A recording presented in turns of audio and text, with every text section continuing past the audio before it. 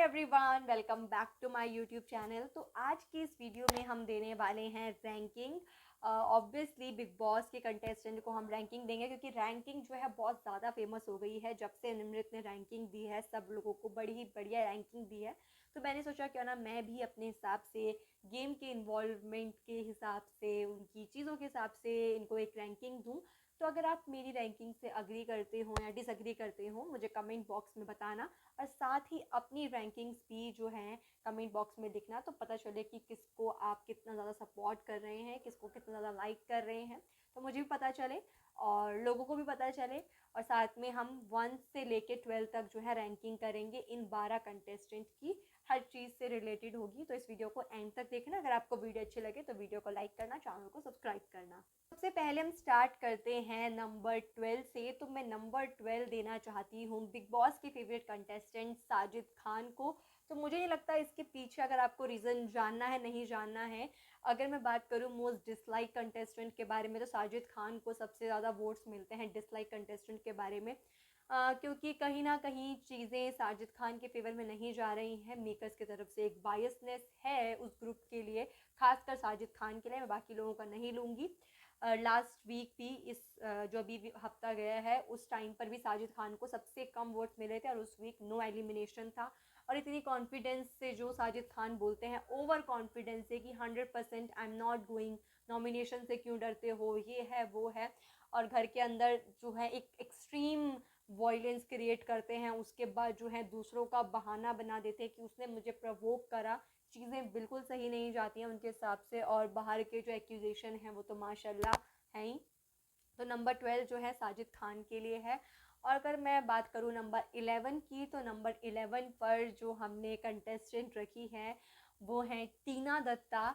Again टीना को भी एक ओवर कॉन्फिडेंस है कि वो एक बहुत बड़ी ब्रांड हैं। उन्होंने शालीन से भी कहा था, यू डोंट नो मी, मैंने अपने लिए एक ब्रांड खड़ा करा है, लेकिन शायद वो ब्रांड काम नहीं आ रहा है बाहर के लोगों के लिए। तो अगर मोस्ट डिसलाइक कंटेस्टेंट की बात करूँ तो कहीं ना कहीं टीना को साजिद खान से ज़्यादा वोट्स मिले हैं। तो नंबर 11 पर मैंने टीना को रखा है क्योंकि चीज़ें बहुत ज़्यादा फेक लग रही हैं कैमराज में। आप शालीन को पसंद करते हो, नहीं करते हो, कुछ समझ में नहीं आ रहा है। आपसे ज़्यादा रियल तो शालीन ही लगते हैं, जिनको ओवर एक्टिंग कर रहे हैं, ये सब बोला जाता है। तो टीना बहुत ज़्यादा जो है मुझे कंफ्यूज लगती है। उनकी पर्सनैलिटी अच्छी हैं बुरी हैं कुछ समझ में नहीं आता। नंबर 11 जो है टीना दत्ता को। और अगर नंबर 10 की बात करूँ मैं, तो नंबर 10 पर मैंने रखी हैं सुम्बुल।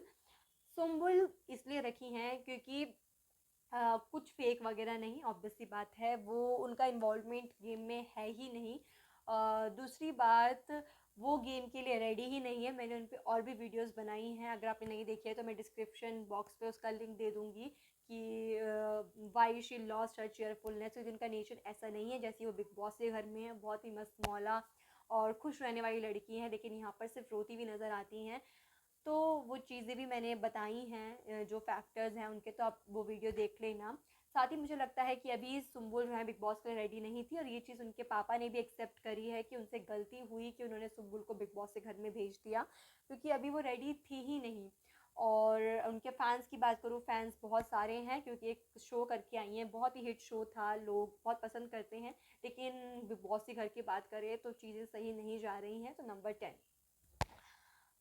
और अगर बात करूँ नंबर 9 की, तो नंबर 9 पर मैंने MC स्टैन रखे हैं। अगेन MC स्टैन जो हैं एक बहुत ही अच्छे इंसान हैं। ये चीज़ है, उनके फैंस भी बहुत सारे हैं बाहर। उन्होंने अपने लिए एक अलग, जो अगर वो बोले मैंने ब्रांड खड़ा करा है तो भाई समझ में भी आता है, क्योंकि है भाई, दिखते हैं आपके फैंस, क्योंकि घर में इन्वॉल्वमेंट नहीं है। लेकिन जितनी भी इन्वॉल्वमेंट उनकी रही है, चाहे उनके उनके भी वन लाइनर्स मैं बोल रही हूँ, अगर अंकित, तो दो ही लोग हैं जो थोड़ा कॉमेडी कर देते हैं, लेकिन उनको पता भी नहीं चलता है। MC स्टैन के वन लाइनर्स जिन्होंने अर्चना के ऊपर मारे हैं और भी चीज़ें, तो वो बहुत ज़्यादा लोगों को पसंद आते हैं, बहुत ही कॉमेडी वे में लोग लेते हैं। लेकिन अगेन वो खुद ही बोलते हैं कि मैं शायद इस शो के लिए नहीं हूँ, मुझे नहीं पसंद आता कि बात बात पर मैं कैमरे के लिए कोई चीज़ करूँ। तो उन्हें खुद इस घर से जो है बाहर जाना है, और वो बोलते हैं कि मुझे नहीं जो है जम रहा है ये, तो इसलिए। और ऊपर से इन्वॉल्वमेंट तो नहीं है, इसलिए नंबर 9 जो है वो MC स्टैन के लिए है।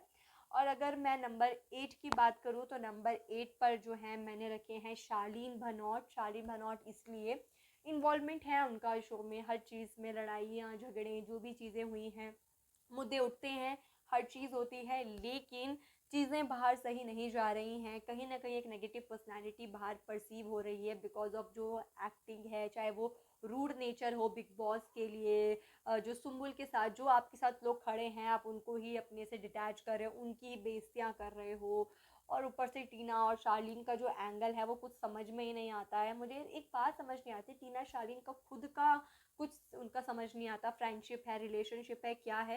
लेकिन गौतम सौंदर्या पे दोनों के दोनों बराबर टॉन्ट मारते थे। तो थिंक जो ये नंबर 8 है वो शार्लिन भनौट के लिए है। और अगर नंबर 7 की बात करूँ तो नंबर 7 पर मैंने रखी हैं निमृत कौर अहलूवालिया। अगेन निमृत जो है वो सिर्फ हमें 2 हफ्ते दिखी, एक फर्स्ट वीक एक लास्ट वीक, क्योंकि वो कैप्टन थी। उसके अलावा इन्वॉल्वमेंट कुछ खास नहीं है, मंडली का हिस्सा है तो दिखती हैं शो में, लेकिन उतना नहीं दिखती हैं जैसा एक इंडिविजुअल पर्सनालिटी को दिखना चाहिए।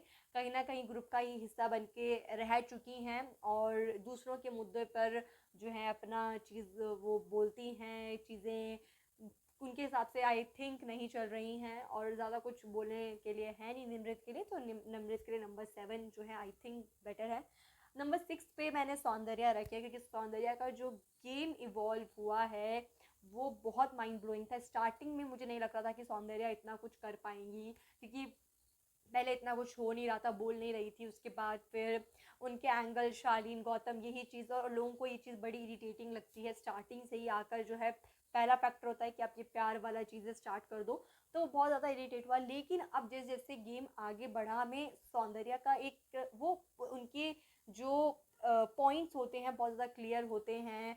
एक बहुत ही अच्छा उनका जो नेचर है, एक ह्यूमैनिटी नेचर है लोगों का, चाहे वो काम की बात हो, काम में इन्वॉल्वमेंट हो, टास्क में इन्वॉल्वमेंट हो, हर चीज़ हो। और सबसे बड़ी बात कि एक अच्छी ह्यूमन बीइंग जो है वो बाहर नज़र आ रही हैं और लोगों को लगा नहीं था, उन्होंने बहुत ज़्यादा सरप्राइज़ किया है लोगों को। तो आई थिंक नंबर 6 एक बहुत ही अच्छा नंबर है सौंदर्या के लिए, और मुझे लगता है कि वो आगे जाएंगी, अपने थोड़े ओपिनियंस और बोल्ड तरीके से आगे रखें, बोलें। तो Soundarya is doing really well in the show.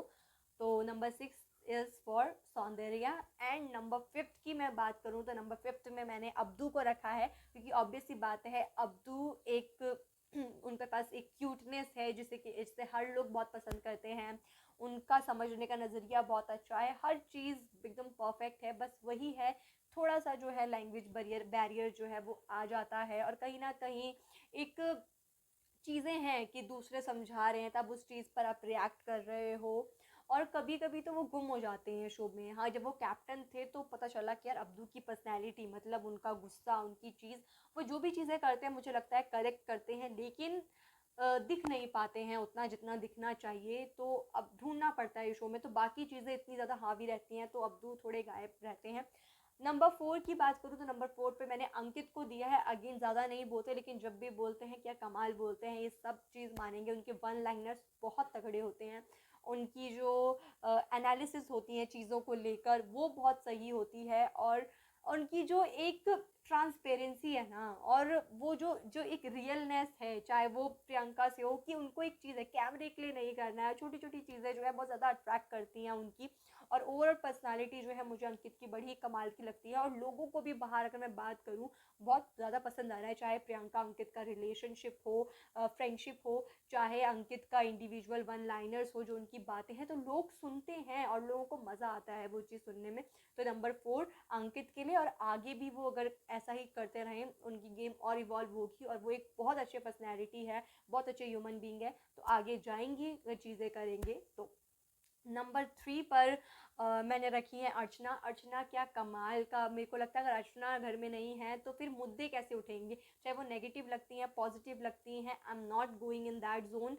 लेकिन जितना भी वो करती हैं बहुत ही अच्छा करती हैं, एक कॉमेडी नेचर है उनका, कभी कभी इरिटेट कर देती हैं, कभी कभी बहुत सारी कॉमेडी करती हैं।